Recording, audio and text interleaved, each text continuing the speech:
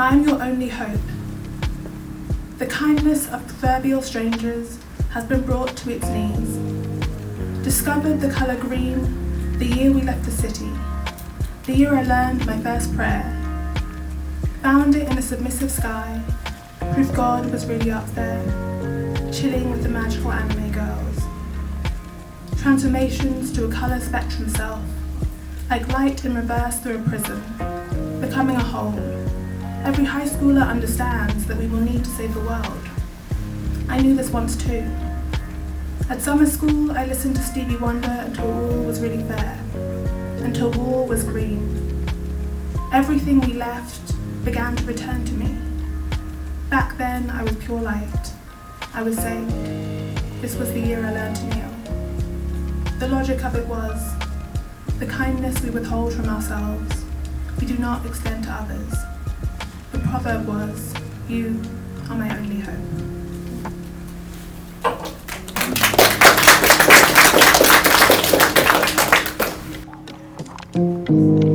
So this is my pamphlet, Kaleido, which was published by Betty Press a couple of years ago.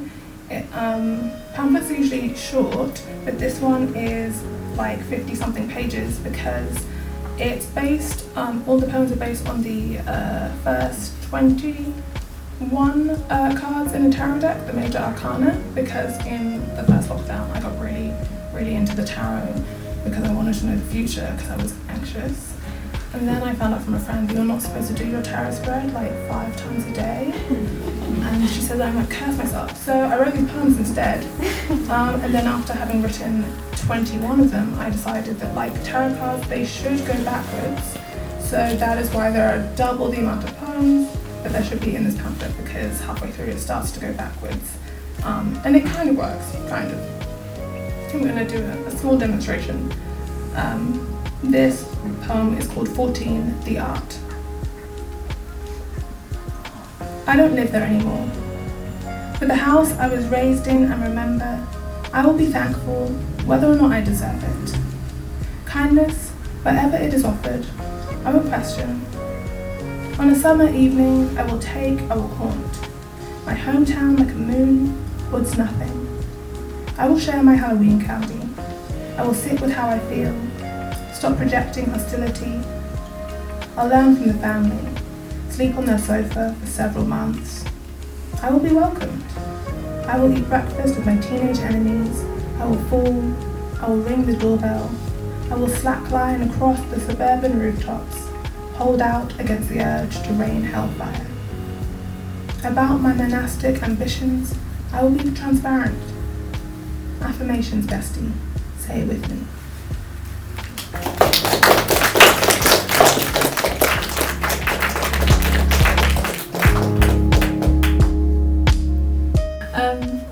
So my family's kind of all over. My dad's family are African American, but they live on an island off the coast of Georgia, which historically was a plantation, and slaves who lived on those islands were never moved to the mainland. There was no kind of movement back and forth, so they ended up developing their own specific kind of subculture within African American culture.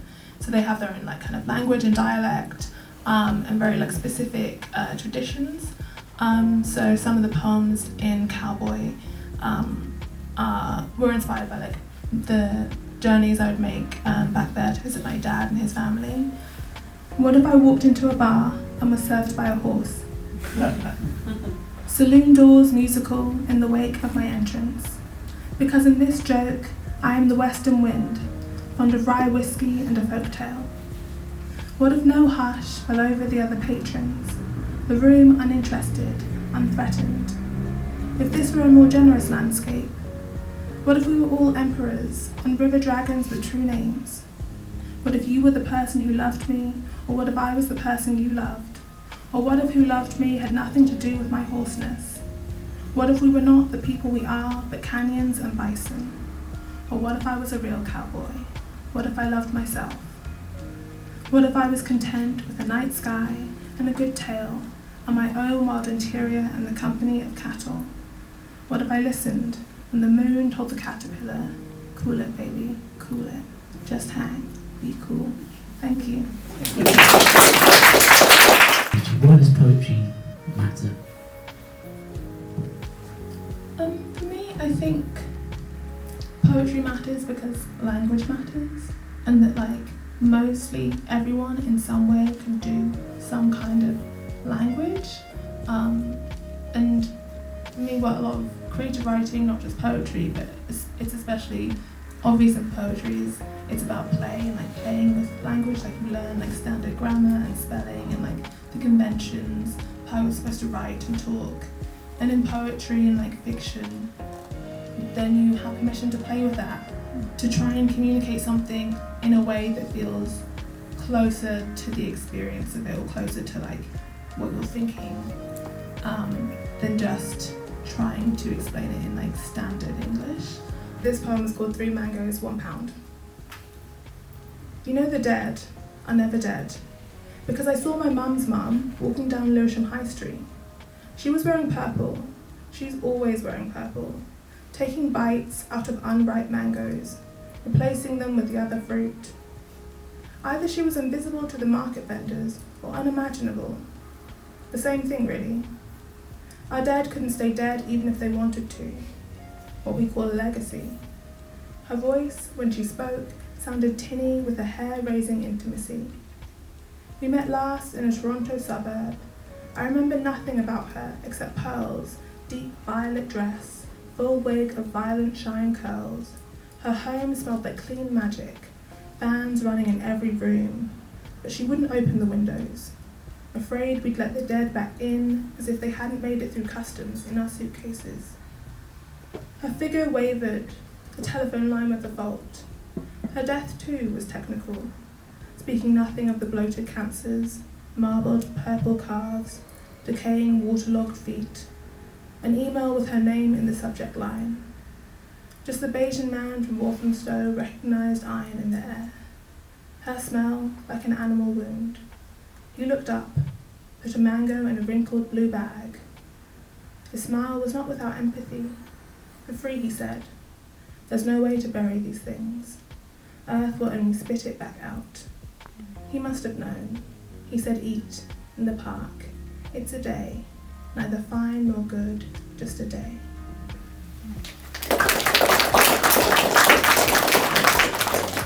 When I was 9, we moved to Wales, and the other kind of choice was a house in Yorkshire, but the house we moved to in Wales is near Hay-on-Wye, where they have an annual book festival, and I was the deciding factor, basically, in the house that we moved to.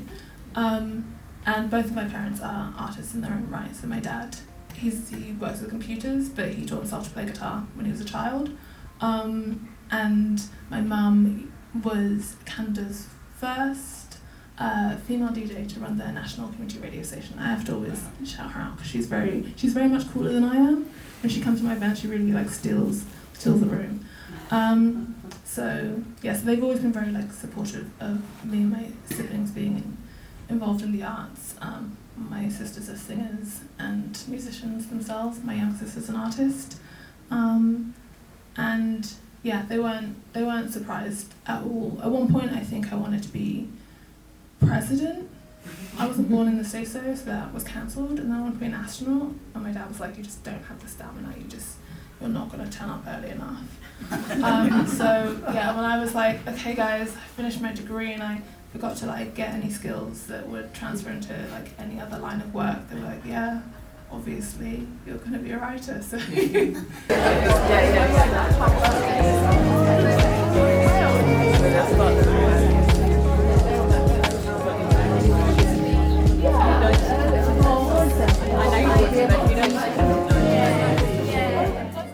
this poem, I guess, was inspired by, you know, when you like go to the club or like a party and then you want to keep partying and some other people do too if you're lucky, and then someone lives nearby, or like near-ish by, so you walk or get a bus or maybe a short tube ride to go to a stranger's house, which at the time seems very exciting until it's like 2 or 3 in the morning and you're having like a very deep and personal conversation with someone you don't know, and in the morning you'll be like, I shouldn't have said all that to a stranger. So that's why this poem is called kitchen at the after party. I wish I was a walled rose garden. You know what I mean? The guy whose house it is says, yeah, I know exactly what you mean, sister.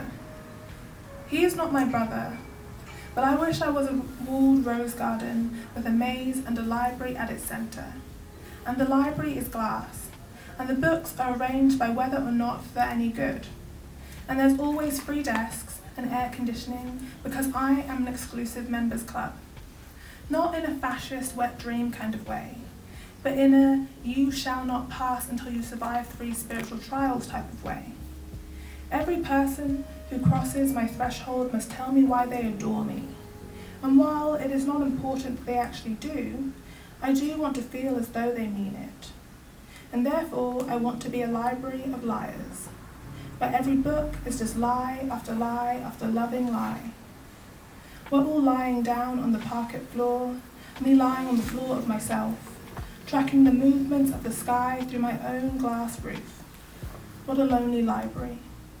That's why all the books must be about what we don't have.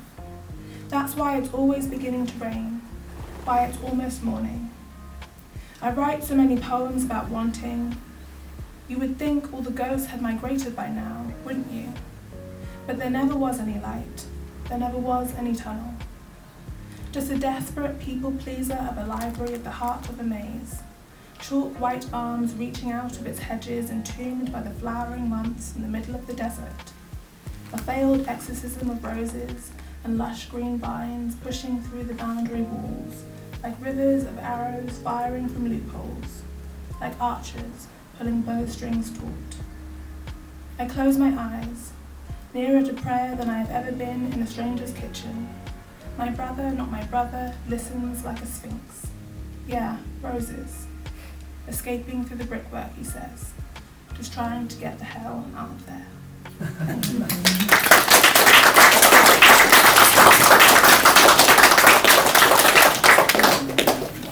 Thank you.